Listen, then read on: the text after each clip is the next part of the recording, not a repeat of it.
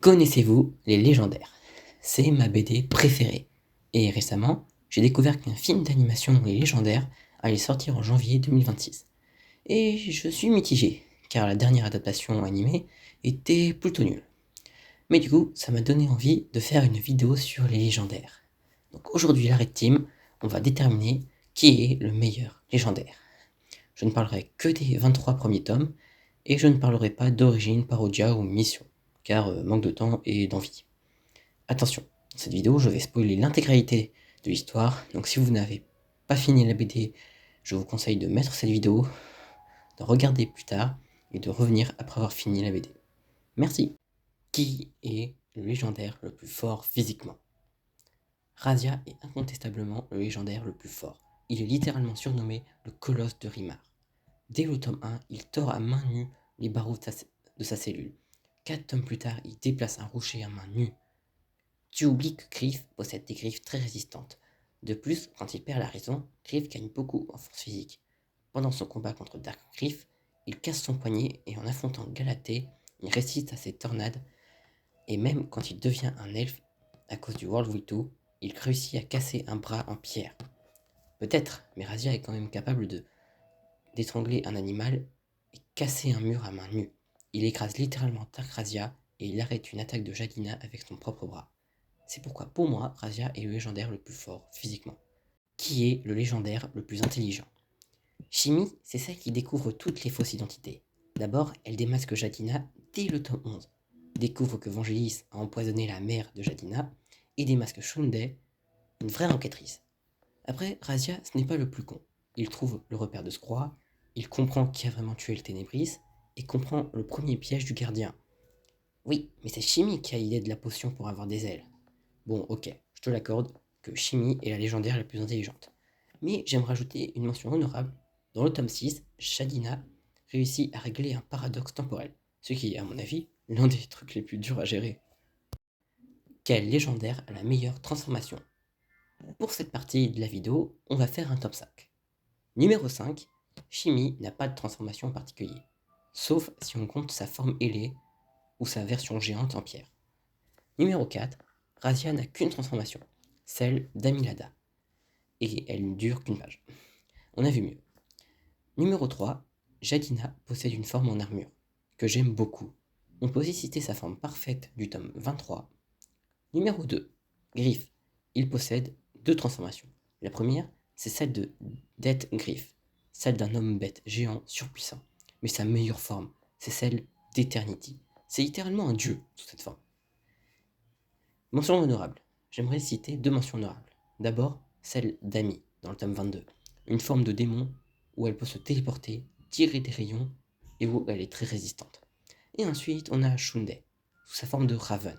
Dans cette forme, elle peut envoyer des rayons, d'énergie, elle possède une force physique augmentée, et déjà, elle est très classe. Et enfin, numéro 1, on a Danael. Dans le tome 10, il devient la réincarnation d'Anatos, un dieu destructeur presque invincible. Donc oui, même si il n'était pas conscient et manipulé par un dieu, Danael possède la meilleure transformation de la BD. Quel légendaire a la meilleure mort? A votre avis, quel légendaire est mort le plus de fois? Comme ça, je dirais Jalina. Faux. Tous les légendaires sont morts 3 fois. Mais lequel a la meilleure mort?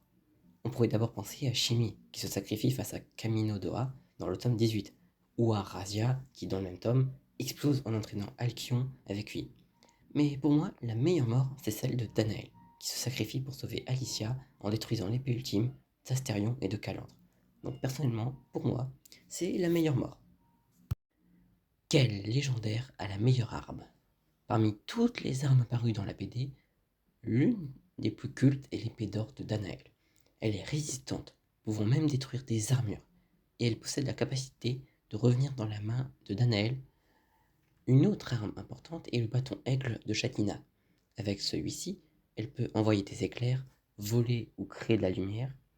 Dans le tome 3, Janina crée un bouclier qui arrête un bateau, rien que ça. Tu oublies de dire que le bâton aigle est plus fragile qu'un iPhone. Dans le tome 5, un des antagonistes le détruit en le frappant sur le sol. Ouais.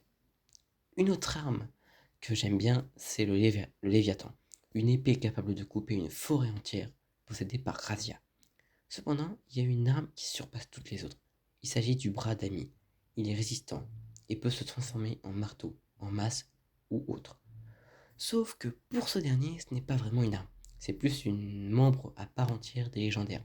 Donc pour moi, la meilleure arme, c'est sûrement le Léviathan.